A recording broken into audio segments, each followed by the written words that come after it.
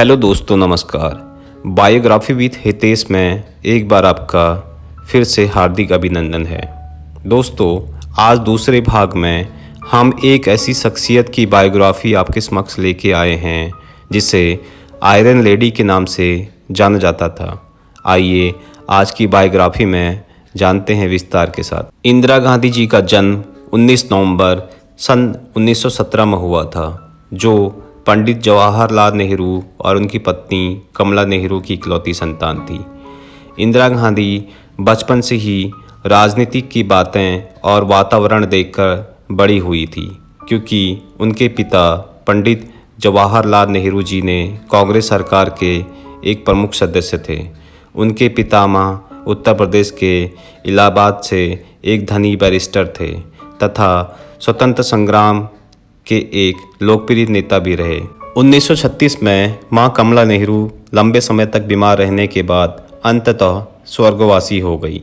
5 वर्ष की उम्र में इंदिरा ने अपनी गुड़िया जलाने का फैसला किया, क्योंकि वह इंग्लैंड से लाई हुई थी। इंदिरा गांधी बचपन से ही देशभक्ति की भावना हृदय में रखती थी। 12 वर्ष की उम्र में इंदिरा गांधी ने कुछ बच्चों की वानर सेना बनाई और उसका नेतृत्व किया, जिसका नाम बंदर ब्रिगेड रखा था, जिसने भारतीय स्वतंत्रता संग्राम में छोटी सी भूमिका भी निभाई थी। इंदिरा गांधी जी ने पुणे विश्वविद्यालय से मैट्रिक की परीक्षा पास की। 1934 और 35 में उन्होंने अपनी स्कूली शिक्षा पूरी करने के बाद शांति निकेतन में विश्व भारती विश्वविद्यालय में प्रवेश लिया, जो कि रविंद्रनाथ टैगोर द्वारा निर्मित था। इसके पश्चात वह इंग्लैंड चली गई। रविंद्रनाथ टैगोर ने इंदिरा गांधी को प्रियदर्शनी नाम दिया था। इंग्लैंड जाने पर ऑक्सफोर्ड विश्वविद्यालय के प्रवेश परीक्षा में प्रवेश लिया, लेकिन वह इसमें सफल नहीं रही और ब्रिस्टन और बैडमिंटन स्कूल में कुछ महीने बिताने के बाद 1937 में परीक्षा में सफल होने के बाद इंदिरा गांधी जी ने सेमरीवल कॉलेज में ऑक्सफोर्ड में दाखिला लिया। कमला नेहरू की मृत्यु के समय जवाहरलाल नेहरू भारतीय जेल में थे। उन्होंने प्रमुख भारतीय, यूरोपियन तथा ब्रिटिश स्कूलों में अध्ययन किया। फिरोज गांधी से विवाह। अपने पिता जवाहरलाल नेहरू की मर्जी के खिलाफ इंदिरा गांधी ने फिरोज गांधी के साथ शादी की थी। इंदिरा गांधी और फिरोज गांधी की मुलाकात 1930 में आज़ादी की लड़ाई के दौरान मां कमला नेहरू एक कॉलेज के सामने धरना देते वक्त बेहोश हो गई थी।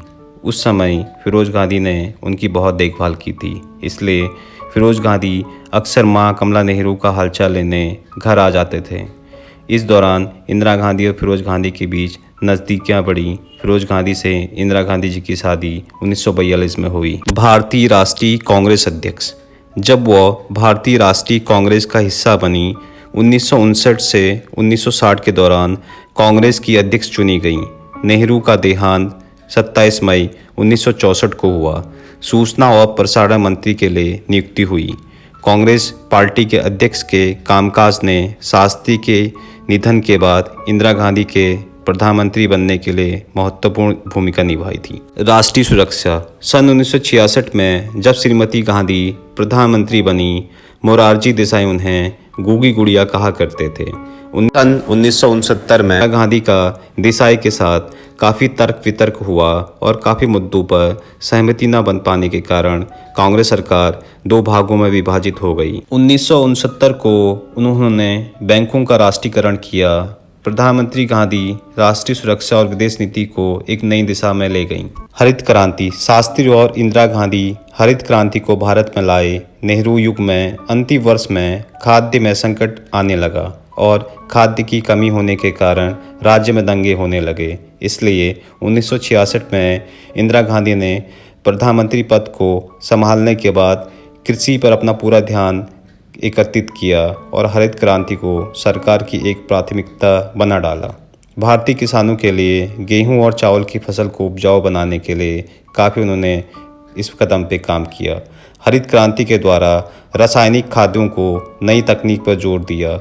हरित क्रांति की यह योजना सन 1960 में उपज को बढ़ाने के लिए यह क्रांति लाई गई थी। सतवंत सिंह, बेवंत सिंह दोनों सिख। अक्टूबर 1984 का वह अपनी सेवा हथियारों के द्वारा सफदरजंग रोड, नई दिल्ली में स्थित प्रधानमंत्री निवास के बगीचे में इंदिरा गांधी जी की राजनीतिक हत्या की गई।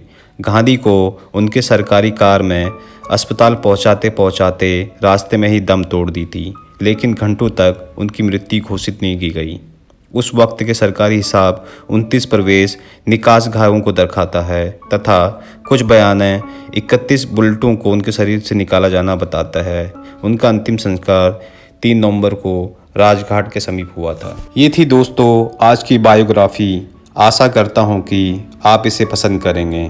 आगे भी ऐसे ही महान शख्सियत की कहानी मैं आप सबके बीच फिर से लेके आऊँगा।